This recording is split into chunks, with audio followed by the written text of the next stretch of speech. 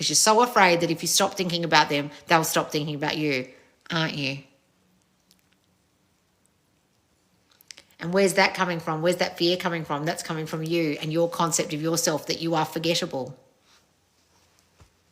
You guys getting this?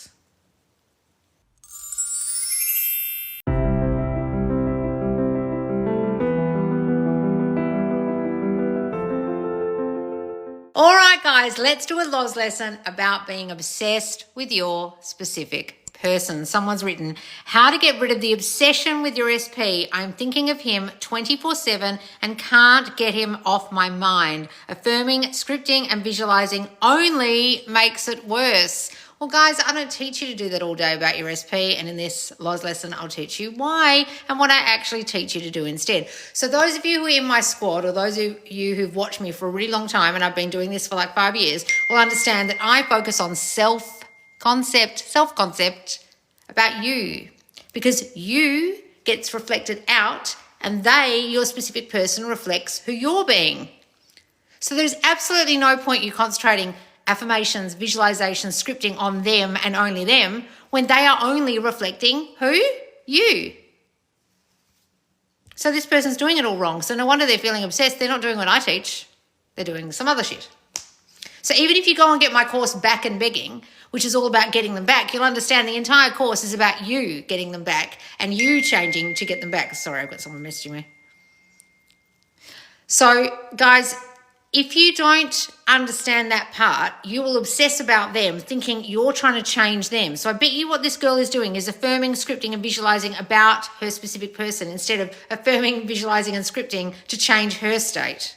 Now, you don't have to affirm, visualize, or script at all, but the whole point is he is reflecting or she is reflecting the state you're in. So if you don't change your state, they can't change. So there's no point focusing on them, visualizing about them, doing all the things about them, when there is no them.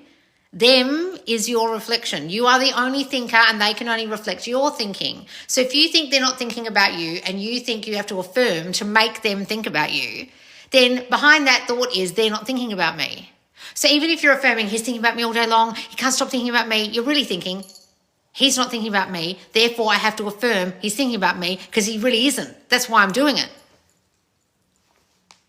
If you're scripting all day long about them wanting to make contact with you because you're in no contact and you're constantly affirming about the contact, writing about the contact, visualizing about the contact, and the entire thing is about the fact that you are currently in no contact, you keep focusing on the lack of contact, then you are reiterating a reality where there is no contact and you are the person who doesn't want to be contacted by them.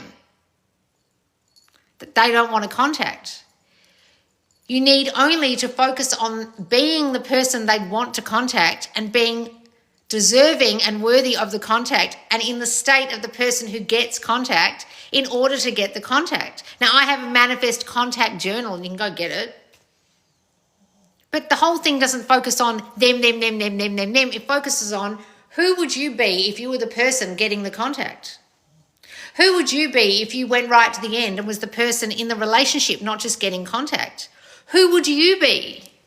Yes, of course, we script about in the journal, contact and the relationship and the end, but from the state of the new us that gets, deserves, is worthy of, is prioritized for contact. Or am I sitting there all day going, text me. He can't stop texting me. He needs to text me now. He needs to talk to me. He, she. What? Am I changing my state if I'm doing that? So no wonder you guys feel obsessed because your focus is out here. Like the only difference between a stalker and a relationship is permission. You understand that? So a stalker feels obsessed with a person, but that person isn't giving them permission to be in that relationship that they're imagining in their mind. Whereas when you are in a beautiful, happy relationship, that person's given you permission to be there. You guys have a story and stalkers have a story that you have no permission to be there. Therefore, you're not there. So if you have a story that they don't want to contact you, they won't. If you have a story they don't want to be with you, they won't be. And then you're like stalker vibes, obsessed vibes. You've got the story in your mind that they don't actually want you, so you have to keep doing these things. They don't actually want you, so you have to keep scripting. They don't actually want you, so you have to keep visualizing. They don't actually want you, so you have to keep affirming. Or are you affirming from the place of course they want me because I am wantable?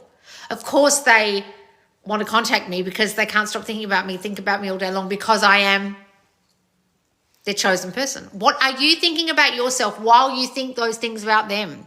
So many of you don't think things about yourself at the same time. You're not correlating it back to you. I used to teach and say to people, do 80% self-concept, 20% them. And I haven't said that for a really long time, but I do say that to people just starting out because so many of you focus on them so wholeheartedly, so obsessively, and you have such a hard time not focusing on them that me giving you a definitive number of percentages of time helps you.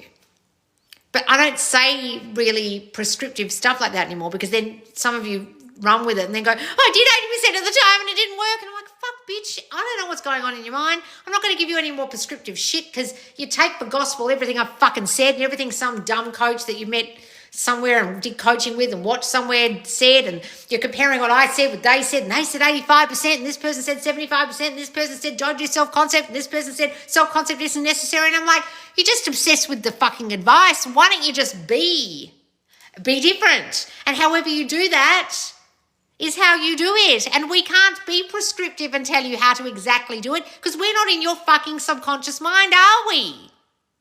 So I stopped doing that 80-20% thing because so many of you bitches clung to every fucking thing I said. Oh, but one time in video 305, live 305, you said the 3D is delayed and now you're saying 4 years later it's not delayed. Yeah, because I learned some shit and realised it's still reflecting what I'm subconsciously thinking. It's still there, out here, what I'm thinking. I must still be thinking it. I'm allowed to learn, right?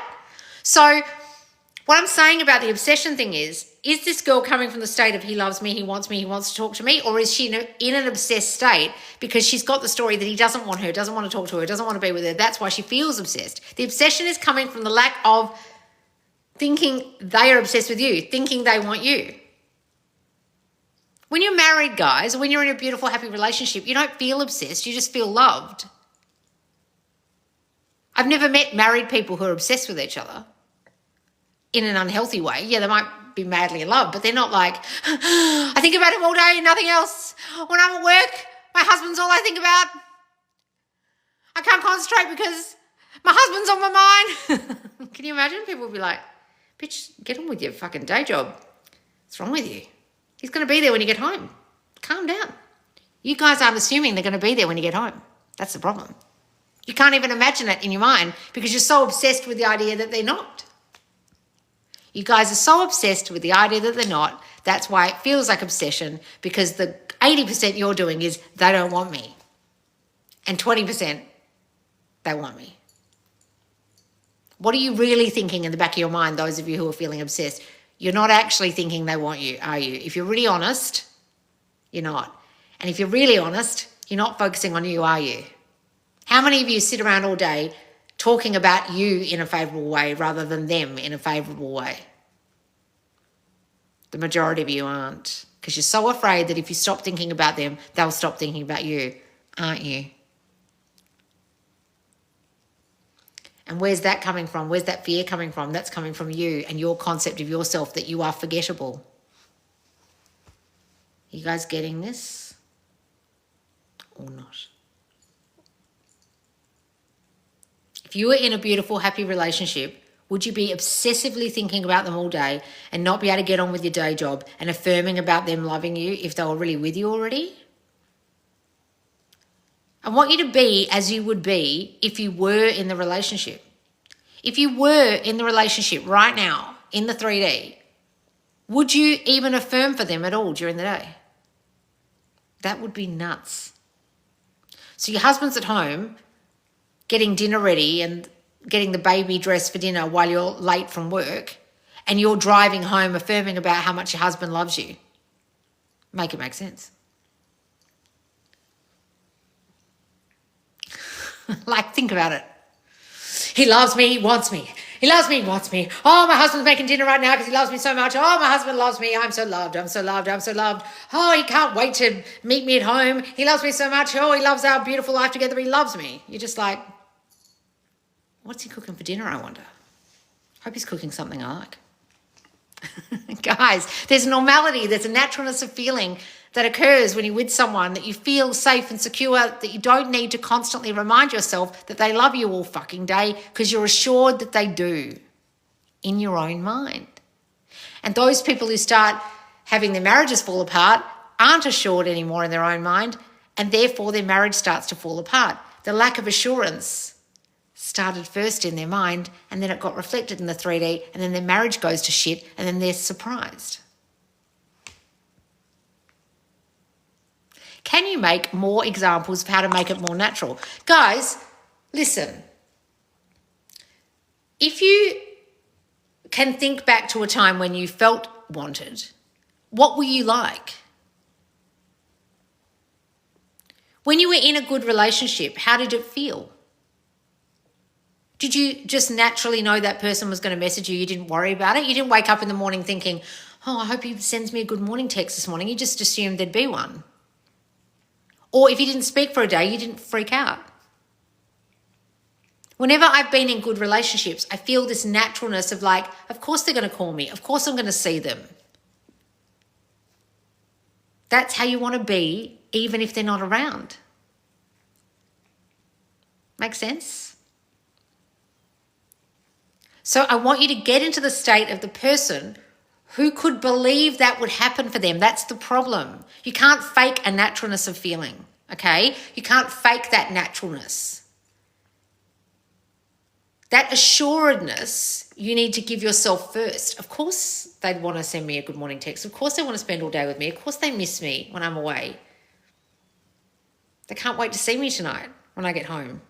They love making food for me. They love being the chef at home and I just sit back and do nothing. And they love waiting on me hand and foot. They love doing things for me. They love it. It makes them feel good. He's his best self when he's with me, and he loves being with me. It's his best part of his day when he was with me. He can't wait to get home from work just to see me. He can't wait to throw his arms around me. He loves to kiss me. He can't wait to cuddle me in bed at night. He loves waking up next to me in the morning. That's naturally what you're thinking. You're not affirming about it. You're just naturally thinking these things when you're in a good relationship. When I'm in a good relationship, I don't sit in my car and affirm all the way home to get to my SP, telling myself he loves cooking for me, he loves doing things for me, he's obsessed with me, he wants me, and only me. But when the relationship starts to fall apart and fears start kicking in, I might start having to say those things. But the fear came first. And then what follows is a result of that fear. And that fear gets reflected out. And then your relationship starts to fall apart. And then you're surprised. Don't be surprised. You started thinking some shit that came from your old fears that you didn't get rid of because your concept of self didn't change. Are you guys getting this? Who isn't getting what I'm saying? Loz, you're amazing. Oh, thank you, Shirley. I'm going out with my celebrity SP this month. Manifested this, by the way. Thank you, Loz. Oh, wonderful, darling. Hooray. How fabulous. Can't wait to hear who it is.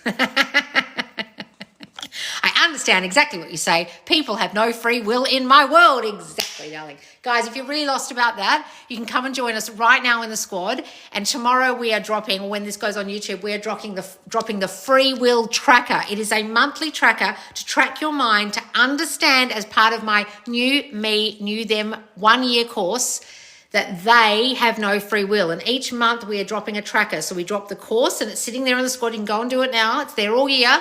And each month we're tracking your mind on different topics. And this month it's free will. And this tracker is amazing. It'll make you really be kept accountable in your mind for what you're thinking about your SP. And we're all doing it as a group in the squad for the entire month. So if you are giving your specific person free will right now, I highly suggest you come and join the squad and do the free will tracker with us for the entire month of April.